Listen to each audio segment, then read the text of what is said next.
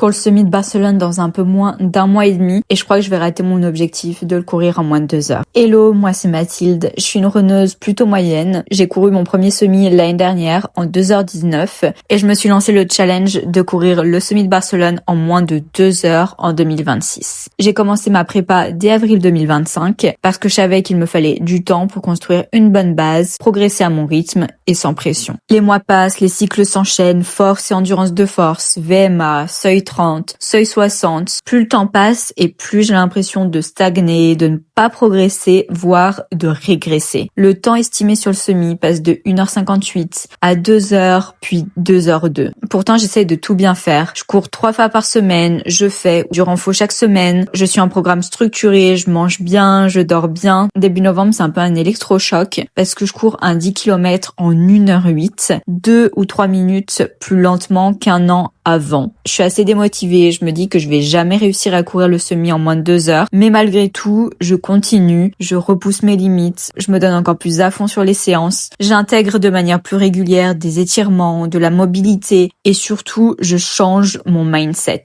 J'arrête de mettre la pression, je respire, j'écoute mon corps, je me force pas et je commence à prendre beaucoup de plaisir sur mes séances, même les plus difficiles. La semaine de Noël, je commence l'avant-dernier cycle, force et allure 21 km. Les séances sont longues, intenses, mais je me sens enfin progresser. Je respire mieux, je me tiens mieux, mon mental est plus fort, les séances me semblent plus faciles, je reprends confiance et surtout je prends du plaisir comme jamais en courant. Il reste encore 5 semaines avant le semi et honnêtement, je suis toujours pas sûre de réussir mon objectif. Mais purée, qu'est-ce que je suis fière de moi, du chemin parcouru, de n'avoir jamais rien lâché. Donc si tu veux suivre la fin de ma prépa, voir si j'atteins ou non mon objectif, abonne-toi, on se motive ensemble.